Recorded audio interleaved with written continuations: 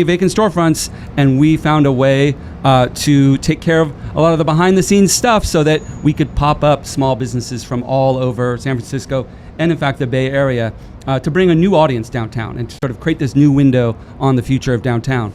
I see a similar opportunity in MidMarket. It will be very different, as you allude to. I have worked in MidMarket for 11 years, not as long as Jeannie and Randy, but I've seen a lot of the ups and downs, like even in that 11 years. Really, times were good, times are bad, and it's gone through a couple cycles. And so I think this is a time when we're on the upswing. San Francisco is investing in arts and culture, and I think MidMarket is perfectly positioned to take advantage of an identity as an arts and cultural district. So we're excited to bring Vacant to Vibrant to MidMarket. We're going to be expanding Vacant to Vibrant in 2025 in partnership with the Office of Economic and Workforce Development. We're going to Powell Street. That's going to look very different. Large floor plates, like a very different retail experience. A lot of tourists. MidMarket, we're going to find an opportunity to invest in arts and culture, and I think that the success of Vacant to Vibrant is really contingent on the excitement of property owners and the excitement of people who want to start small businesses, to pop up a small business. And so we're going to have to reach out to different audiences because MidMarket has different issues, and I think we'll get into later what some of the struggles of MidMarket are. But definitely we see a really good chance to adapt Vacant to Vibrant to MidMarket. And with arts and culture, just to dive in a little, is that like musicians, or what kind of thing could that look like bringing in here? Yeah, I think it's definitely musicians, it's theater, it's bars, I think jazz clubs, SF New Deal, also in partnership with the city, has run a program called Downtown Energy, which has made some investments in the MidMarket area. Mr. Tipple's Jazz Club teamed up with a couple of jazz clubs all over the city, or all over downtown, to create a jazz passport.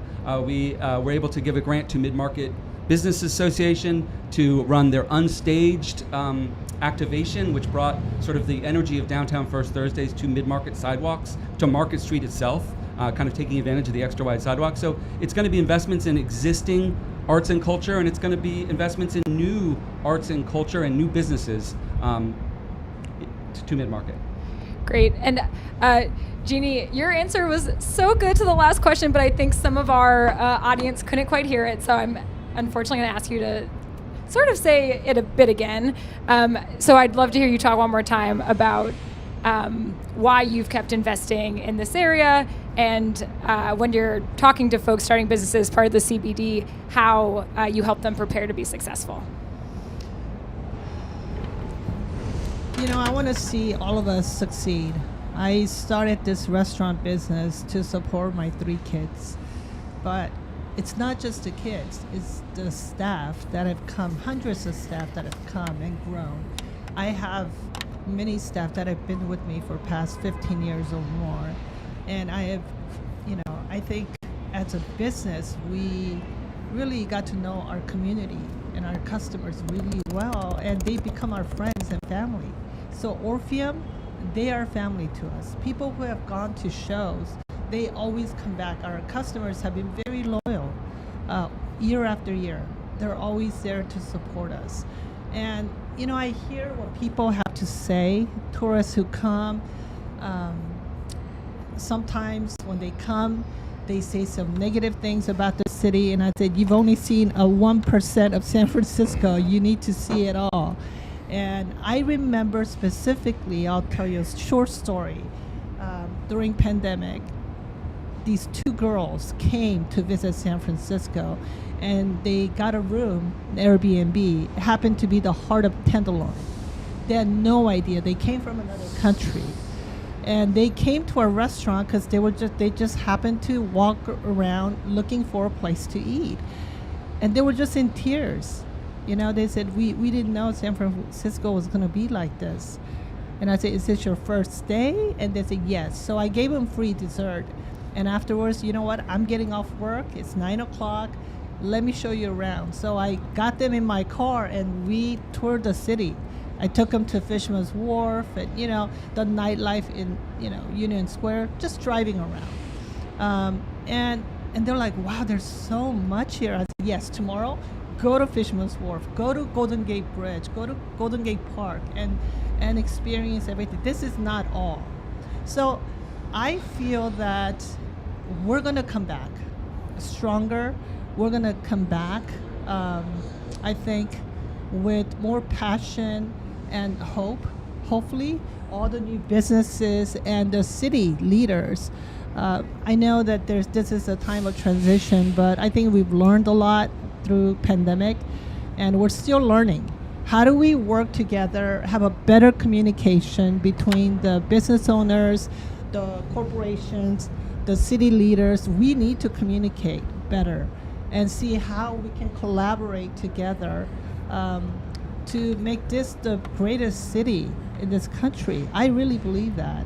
So I'm not going to give up, not yet, but I'm going to keep on going.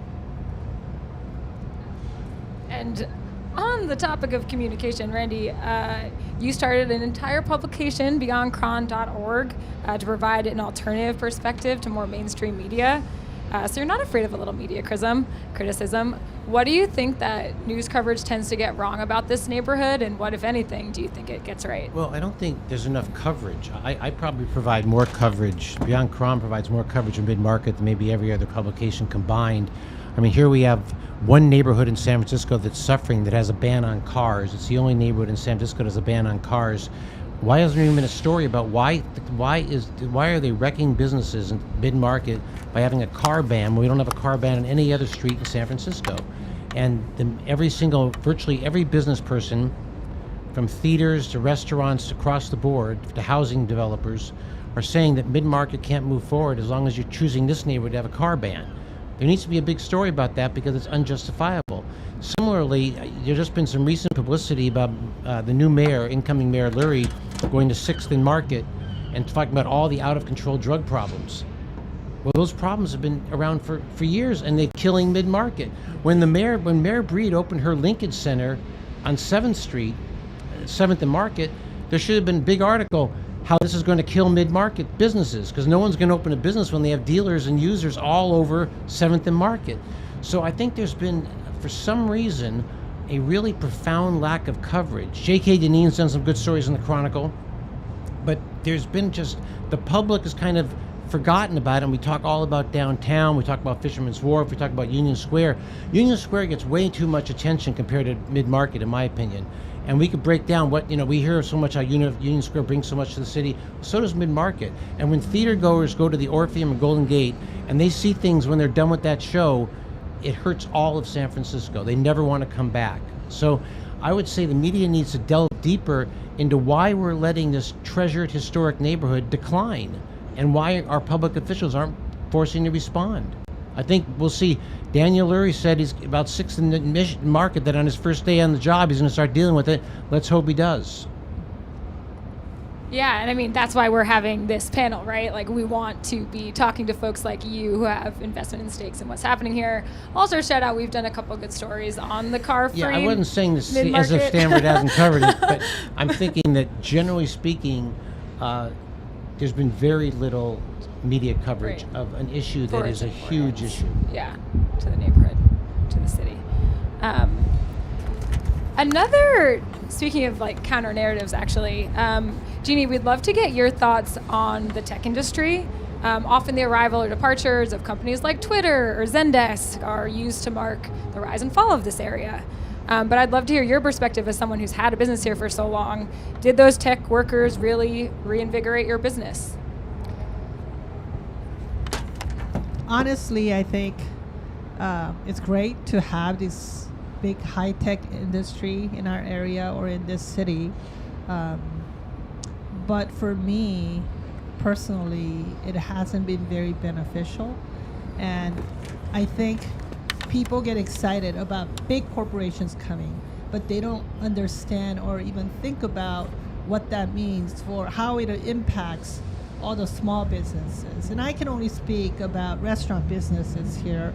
And I knew when Twitter, let's use Twitter as an example, because there was such a hype about having Twitter come. And I remember when they asked me, hey, are you excited about Twitter? I said, look, 30% of my clients are tourists 30% are theater goers or people who are coming to a venue, and the rest are the residential, who live here. Am I excited? I hope that they will bring more foot traffic, but I knew that that was going to be a problem. From day one, I knew that it would impact small businesses because, number one, you lose your people, your workers. So when big corporations stay open, what they do is the first thing they do, they want to provide really good perks for their employees. So they build restaurants within their own companies. So what they do, they take all the workforce and they would hire 200-300 people. So which cooks or people who work in the back of the house, they just need to work 5 days a week and they get, ultimate high, wages. So the small businesses are impacted because now we have to compete with these big companies to pay them higher wages, and you got to find them. Where are you going to find them? You don't have. So we lost a lot of, employees, number one, to these high tech companies, and secondly, because they provide all the food for free, food, drinks, beer, you name it. So they have no reason to go outside. You need people to go outside to support small businesses, but they don't go outside. Can I make a point about this though? I hear a lot about this, and it's true. Twitter had their own cafeteria; the workers didn't go to lunch. But we had entertainment venues like Piano Fight, which we relied on the tech workers after work going out. We have. If you wonder why Valencia Street's business is down, the tech workers are gone. If you wonder why MidMarket doesn't have retail and all the vacancies, the tech workers used to subsidize those cafes and everything. So it's true that at Twitter they didn't go out for lunch. But there were a lot of other tech companies, and a lot of those tech workers were patronizing cafes and entertainment venues and really bringing a lot of lifeblood and positive street energy to the neighborhood. They attracted housing, which had its own retail. So I think too much can be made of the fact that Twitter served lunch to their employees. I mean, we get it, that didn't happen in terms of their impact, but it really, the loss of the tech workers since COVID has been devastating for MidMarket. There's no way around it. That's true, and I agree with that. And when they're working 14, 15 hours in their own office buildings, and we opened fermentation lab because we knew that high tech employees were coming, and they needed a place to go after work, and they would come to have a beer or so. But the rent goes up. Right, they're paying $3,000 to $5,000. So then we lose all the people who have lived there for a very long time. I've lost a lot of residential, customers too. Yeah, we were chatting about this in the green room, right, Jeannie? Yes, it's that yes, the city, from an employment standpoint, from people watching who own real estate need tenants. We need all that, but we talk about just the kind of the victories are a little uneven, right, or the wealth is not evenly spread, right? Oftentimes on the top level, we ask for these companies to come, but yeah, there's a little more nuance to the situation. Simon, be curious, you have any thoughts about, we're looking down at the next tech wave, or, this new era for the city. Is there anything you would add to this conversation about tech in San Francisco? Well, I guess I was going to add that MidMarket actually does have an advantage over downtown proper, in that it does have a substantial number of residential units that have been added in the past decade. So I think certainly it experiences the same back to office struggle that downtown as a whole is experiencing. The tech industry was obviously uniquely suited to work from home. And so I think San Francisco in general is sort of suffering from the fact that we were so reliant on that one industry.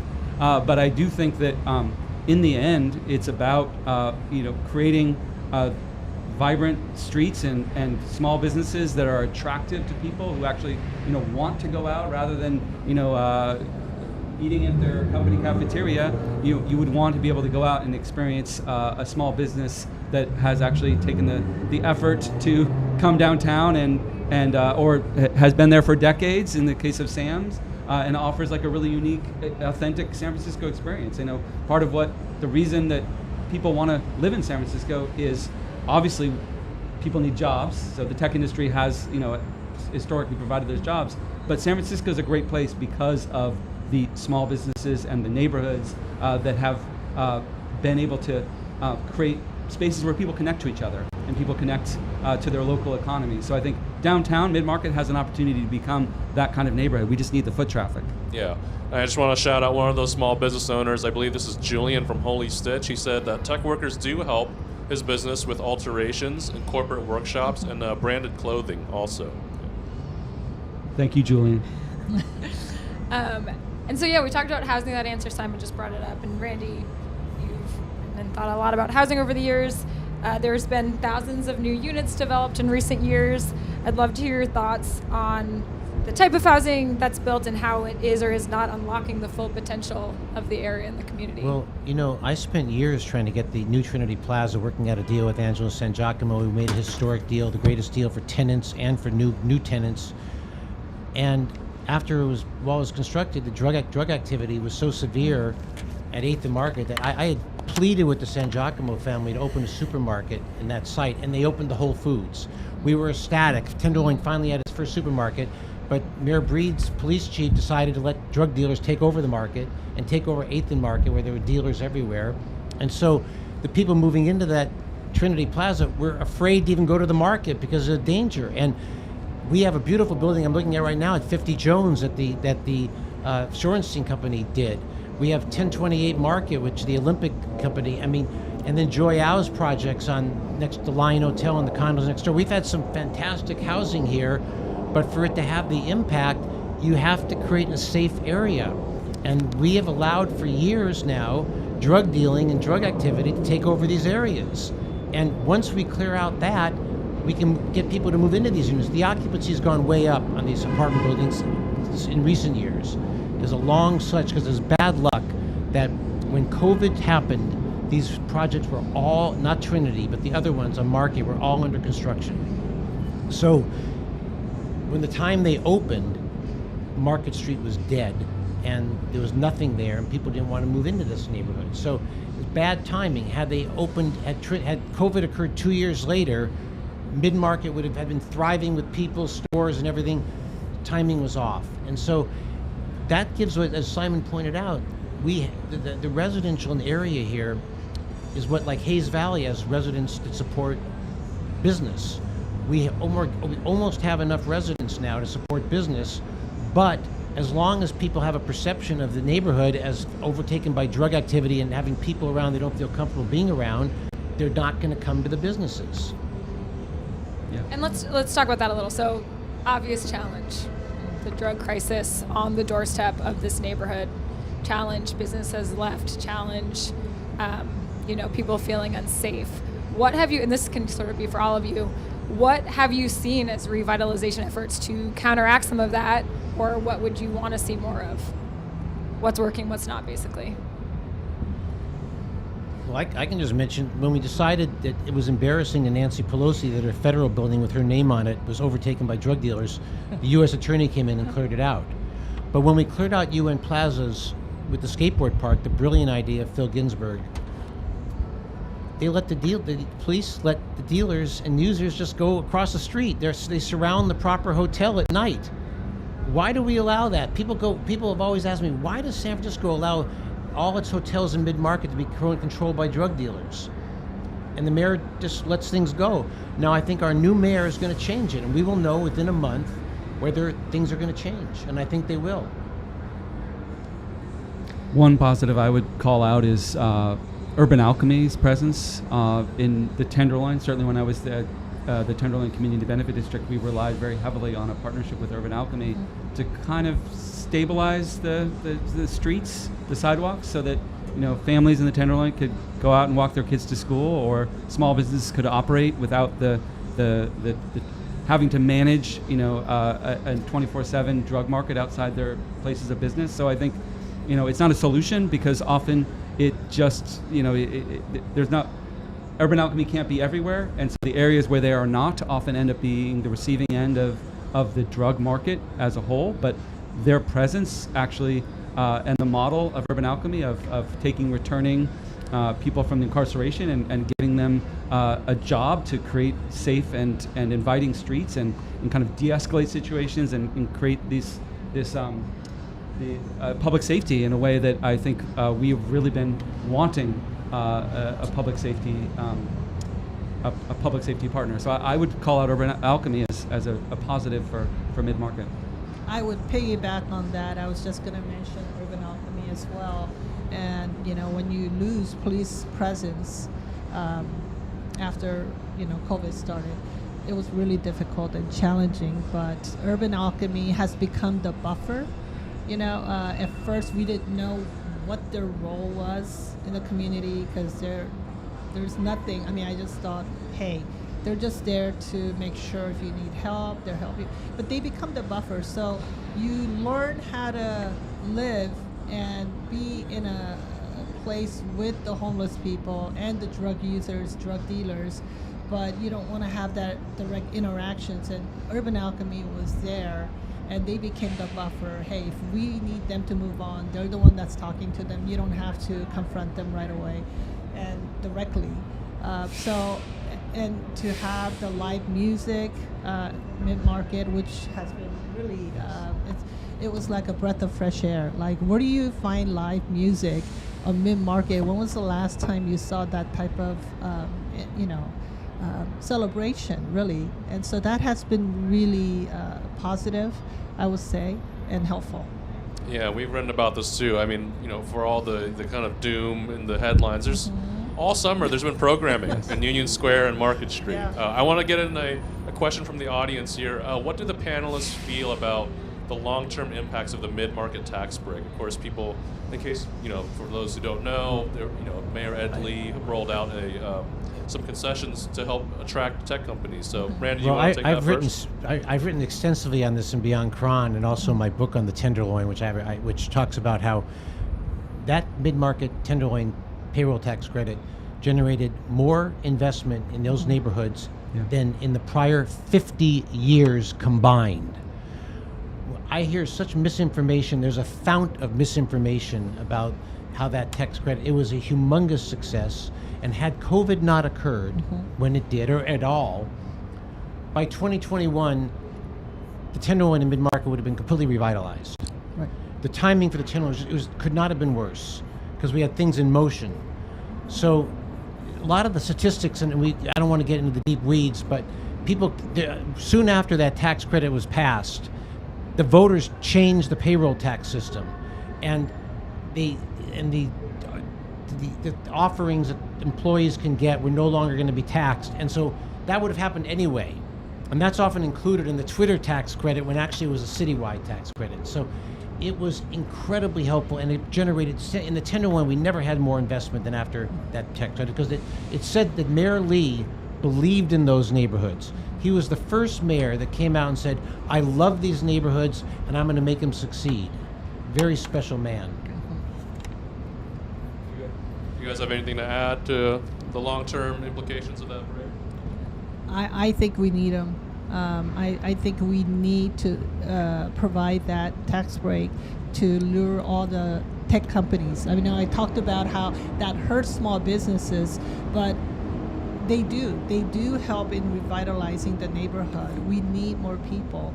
I want to see more city officials talk to small businesses and these big tech companies, talking about how do we collaborate, how do we support each other.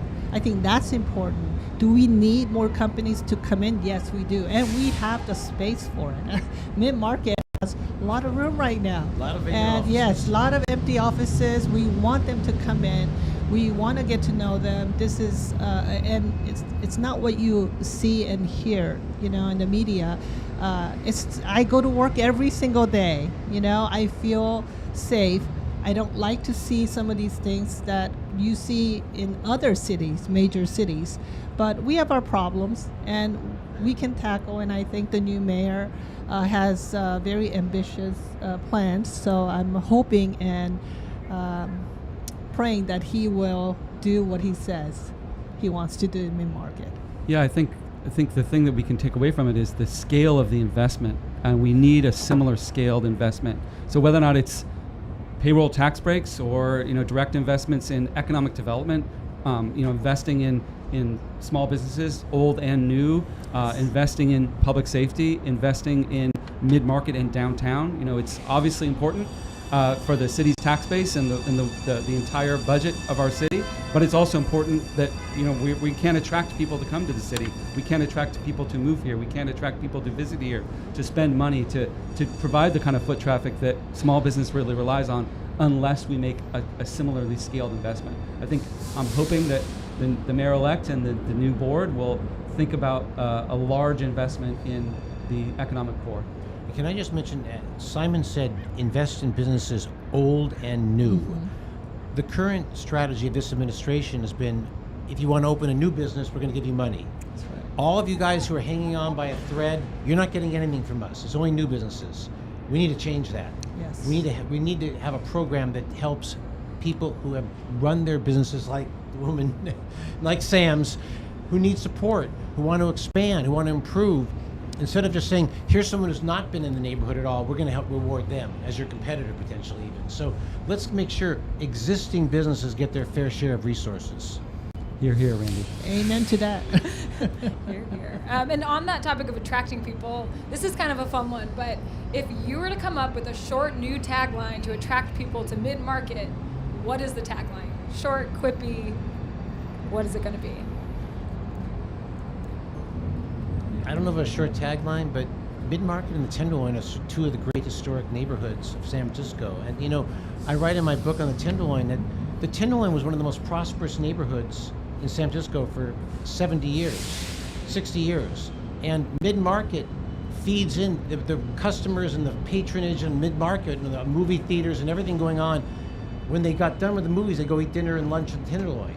So there's a symbiotic relationship between the two. So I'd say if you want to see real history like we're looking at right here, the Hibernia Bank, a legendary building, come down to MidMarket and walk around and you will be incredibly impressed by what you see here.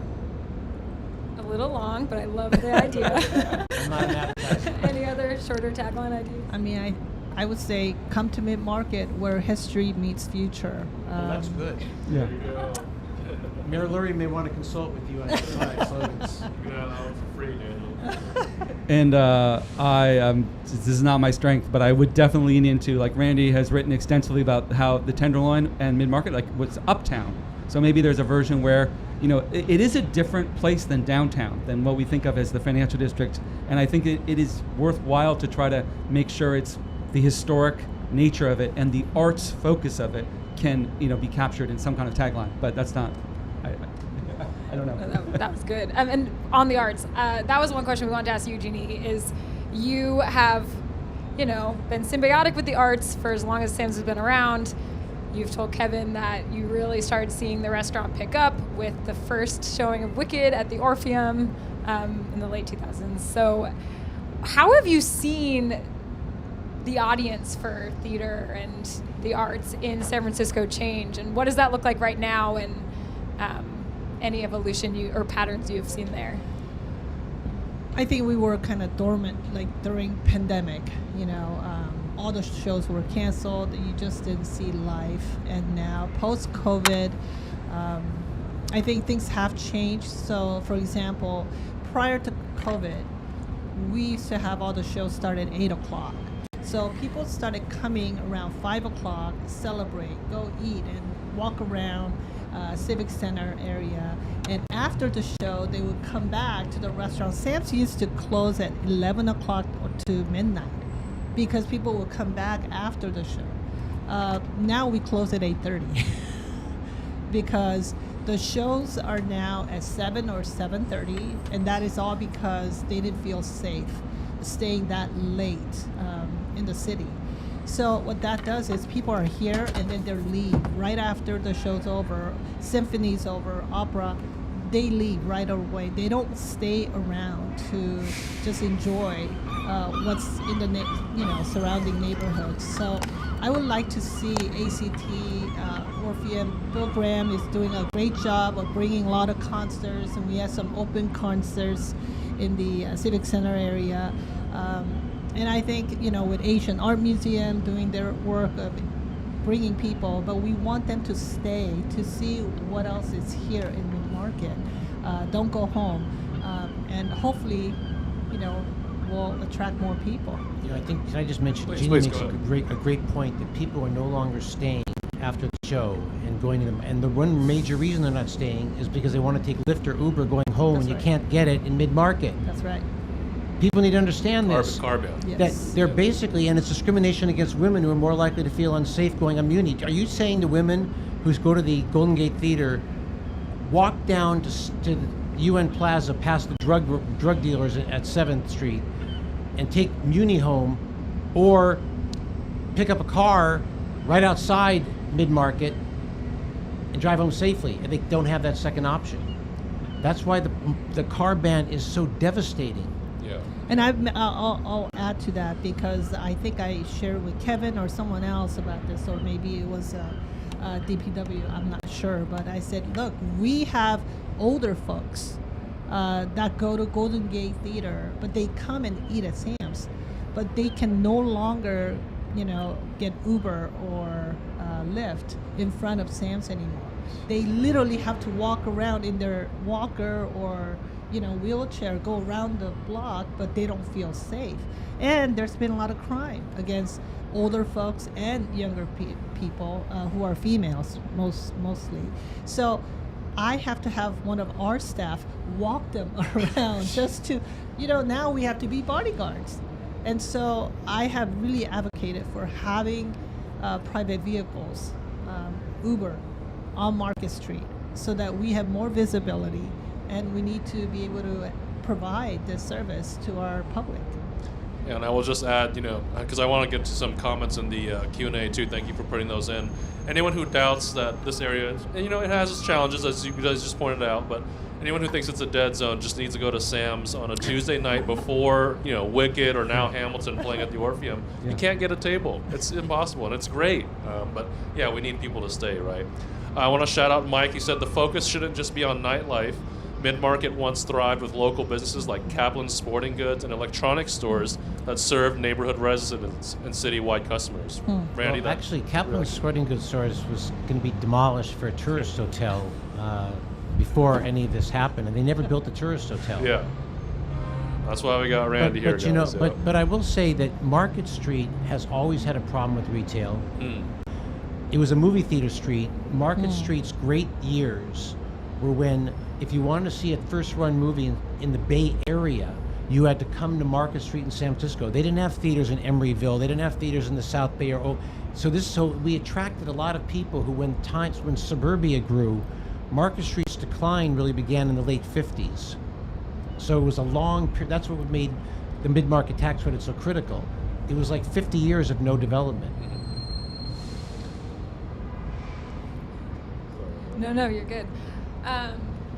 So going back in time, we were just taking us back in time in one way. I'd like to ask you, Simon, to take us back in time a little bit. Another way, you worked in New York City during the Bloomberg administration, the 2000s.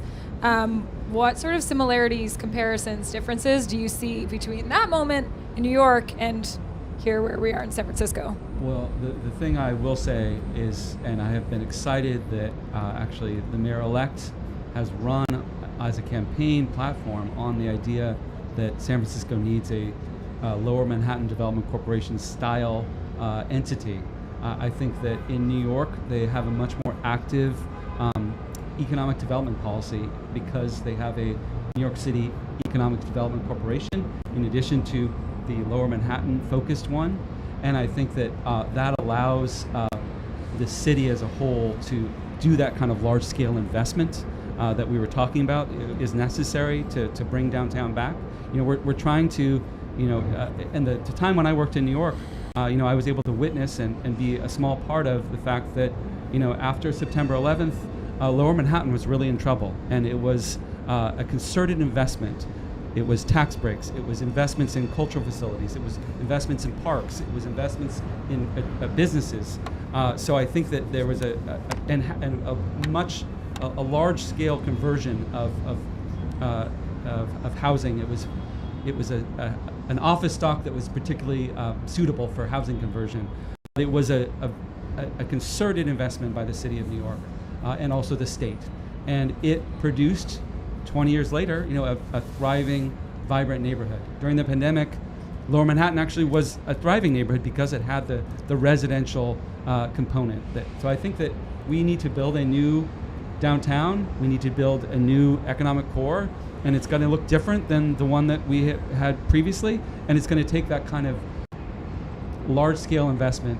And I think that New York City does have some lessons to teach us in the sense that they have some tools that they were able to successfully apply to create economic development policy, and we need the same kind of tools in San Francisco. Yeah, investment, big word. As we all know, the city's budget is looking a little rough right now. And one of the criticisms, this is tangentially related, but one of the criticisms that the city has gotten is that it offloads a lot of the civic improvement work to nonprofits in the city, partially for financial reasons. And obviously there are groups doing good work, but there's also been a lot of reporting, including from the Standard, of some nonprofits taking advantage of that system. I'd love to hear thoughts. Well, I want to mention this because this idea of a nonprofit industrial complex, and there's like hundreds of nonprofits, and 3 of them commit crimes and do bad things, and it's like nonprofit sector's corrupt. Donald Trump was convicted of 34 counts of fraud, and we don't hear anyone saying the private sector's corrupt.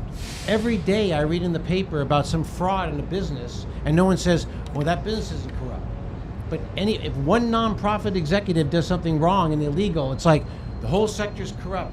All the nonprofit, it's so silly and it's so foolish, and it's really about a lot of people making this point who don't believe in government. They're anti-government. The relentless attacks on San Francisco government, the federal government, nonprofits, anyone performing a service gets attacked by people who aren't performing any service. That's a reality, and we have to be honest about it. So, like, when they say, nonprofits in San Francisco, we're not carrying out the civic improvements are really, they were doing like things like homeless programs, like my organization, but the reason that Terraville was 6 years in the doing with the construction and with MidMarket's fiasco around better markets, nonprofits had nothing to do with that. That's the city. Point taken. And you did answer my question, which is how should the city think about, or how do you guys think about how the city should or should not be working with nonprofits, or ways that it can improve its work with nonprofits? Simon, I'll kick this to you since you work at a nonprofit. Yeah. How do you see that topic? Yeah, I think jumping off of Randy's point, I think there's a tendency to paint with a broad brush all nonprofits. Obviously, like both of us are nonprofit leaders and employees, so we have a different view because I think I think that there is a very constructive role for nonprofits to play. It's not to mean that that there isn't some need for reform. So obviously concentrating on the accountability of funding through nonprofits, the effectiveness of programs. I don't think we should be afraid of that, and I think that we should demand it as citizens, as people that live in this city.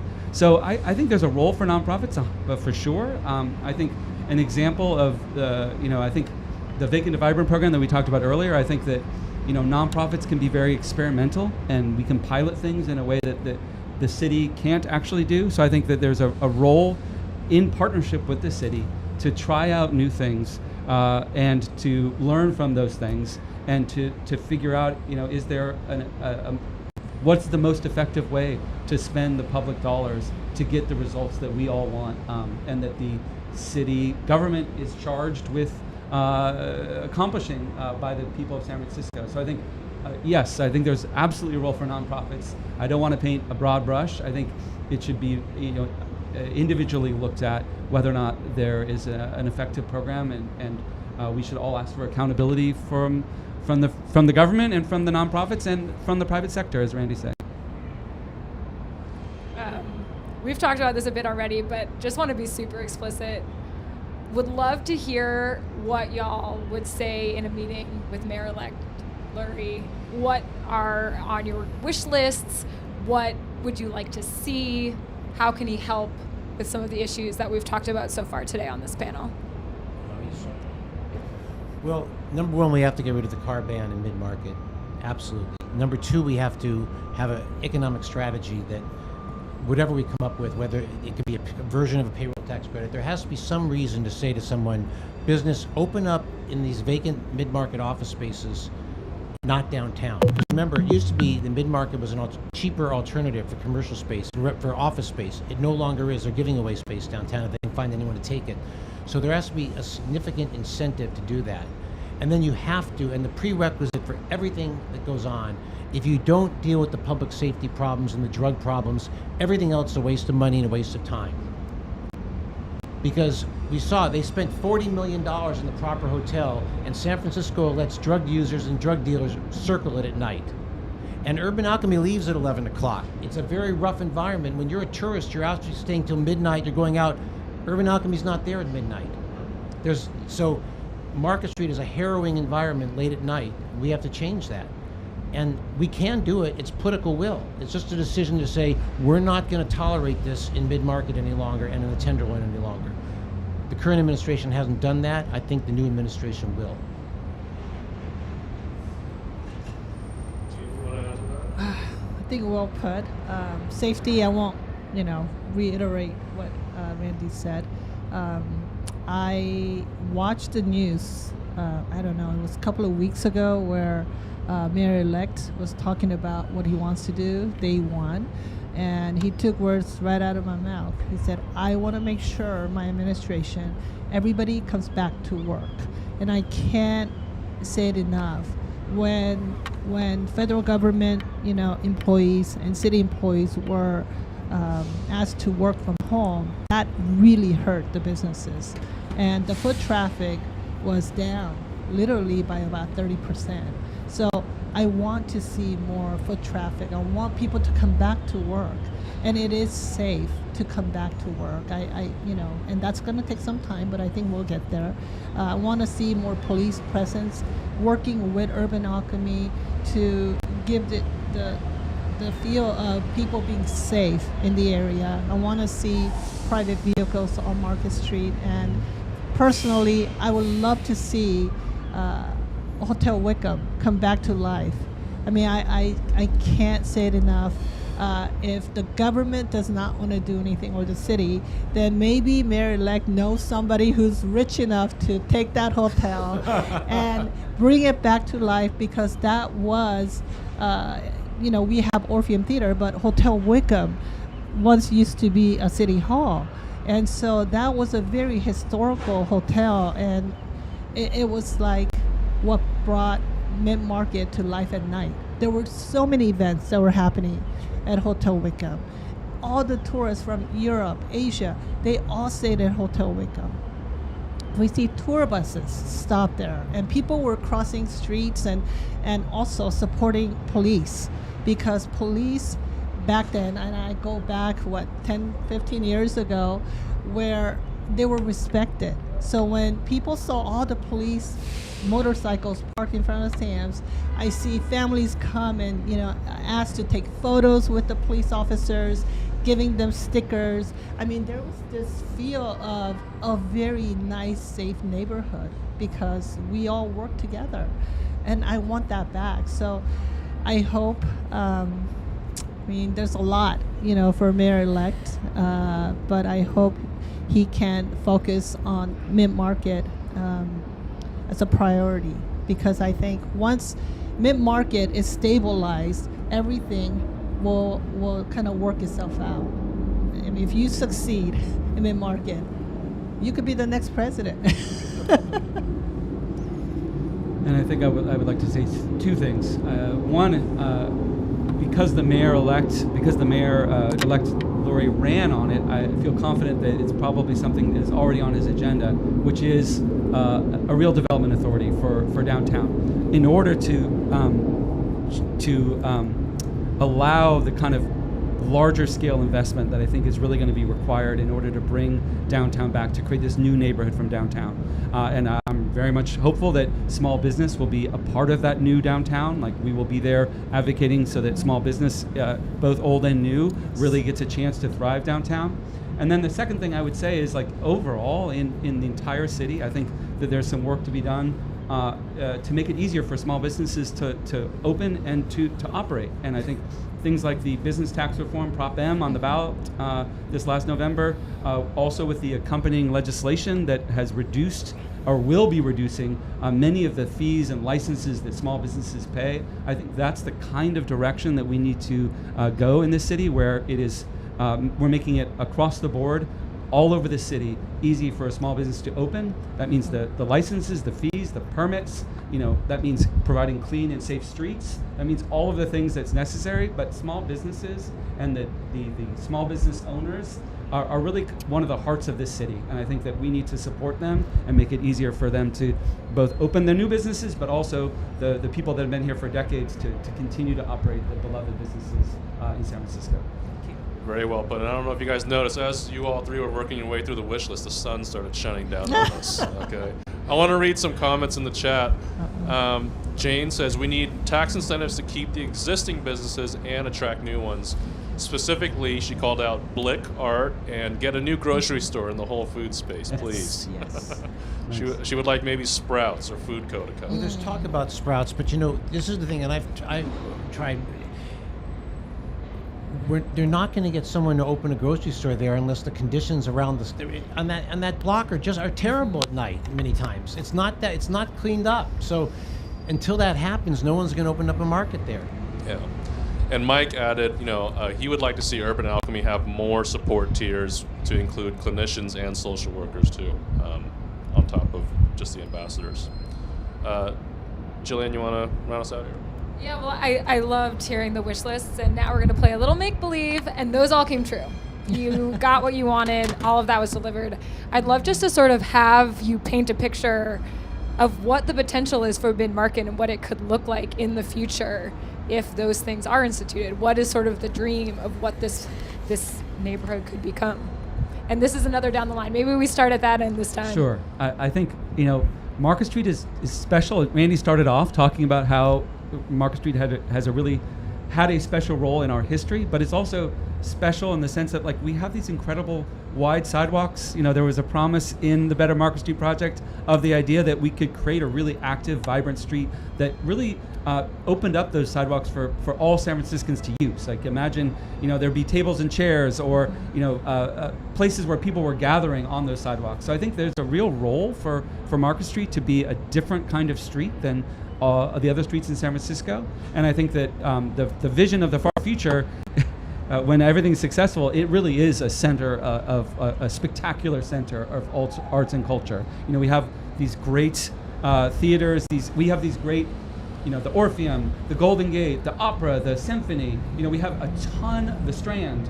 We have a bunch of theaters. We have a bunch of small businesses that are operating, music venues. We have a lot of great existing energy here in MidMarket. I think that the 10 years from now, it's going to be a success when all of those have been amplified, and it's really a center of arts and culture that people from all over the Bay Area and are coming to visit San Francisco because of it.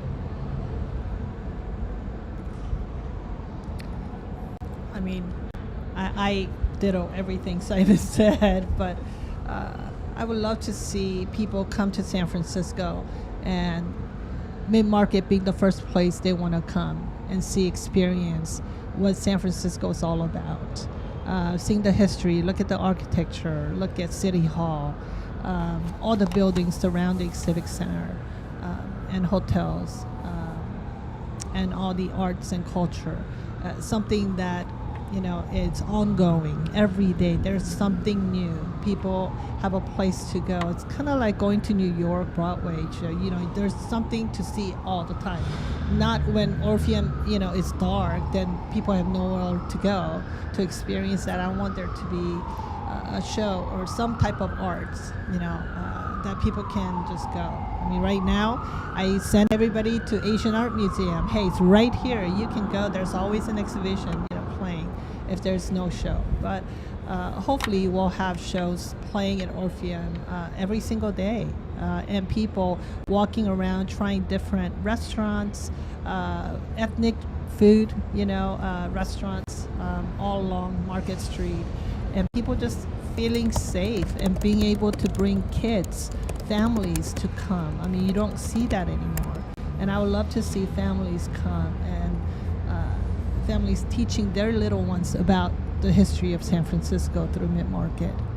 So, echoing Simon, you need MidMarket to be a place, not just a place people are on a bus going to downtown. And for many people, that's all they see MidMarket. It's a bus or a bike ride, they pass through. And we have the preconditions and the foundation for making it a very different place. We're not going to do the better markets because we don't have the money, but the vision can still happen once we clear the safety issues out and get the offices back filled.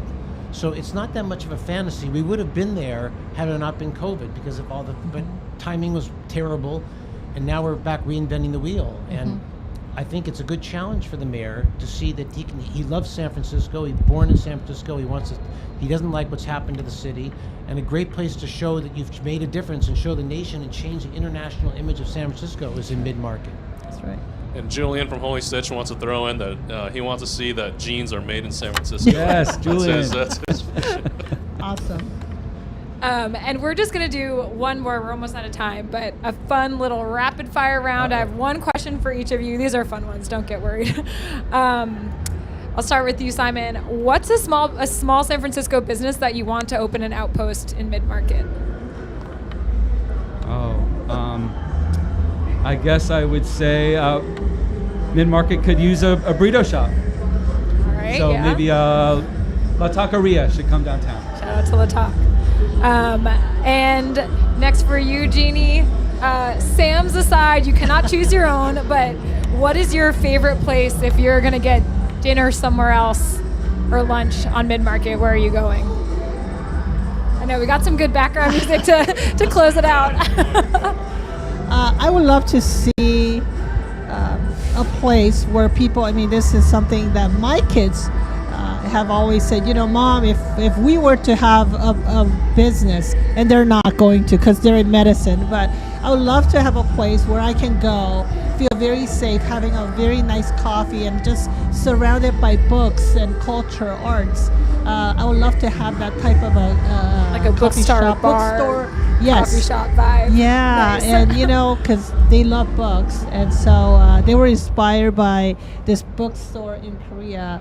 You know, where you go and the whole building is just full of books, but it has really great food and coffee and tea, and a place to just lounge.